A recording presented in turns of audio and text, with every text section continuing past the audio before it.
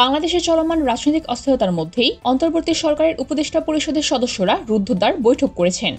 বৈঠক শেষে পরিকল্পনা উপদেষ্টা ওয়াহিদুদ্দিন মাহমুদ জানিয়েছেন, প্রধান উপদেষ্টা ডক্টর মোহাম্মদ ইউনূস পদত্যাগ করছেন না।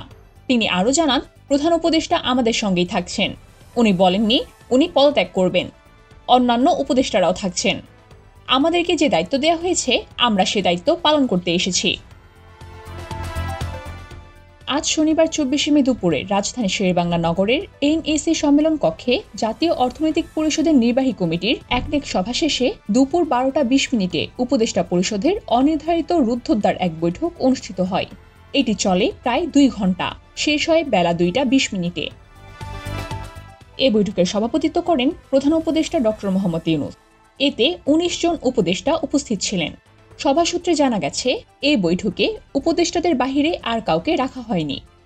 একনেক সভা শেষে মন্ত্রিপরিষদের সচিব, পরিকল্পনা সচিব সহ সকল সরকারি কর্মকর্তাকে সভাকক্ষ থেকে বের হতে দেখা গেছে। বৈঠকে অংশগ্রহণকারী পরিবেশ উপদেষ্টা সৈয়দ রেজওয়ানা হাসান বৈঠক চলাকালীন সময়ে জরুরি কাজের জন্য বেরিয়ে যান কিছুটা আগেই।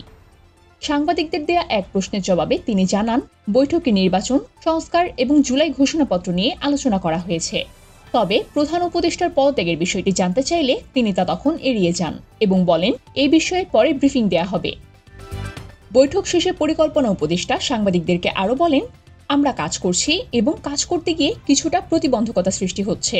আমরা সেগুলোকে চিহ্নিত করেছি এবং এখন সেগুলো সমাধান করে দায়িত্ব পালন করব। এর আগে সকাল ১১টায় একনেক সভা শুরু হয় এবং দুপুর ১২টার দিকে তা শেষ হয়। সেখানে মোট ১০টি প্রকল্পের অনুমোদন দেয়া হয়। এর পরপরই উপদেষ্টা পরিষদ এক রুদ্ধদ্বার বৈঠক শুরু করেন। দেশে চলমান রাজনৈতিক অস্থিরতার প্রেক্ষাপটে এই বৈঠককে অত্যন্ত গুরুত্বপূর্ণ বলে মনে করছেন বিশ্লেষকরা।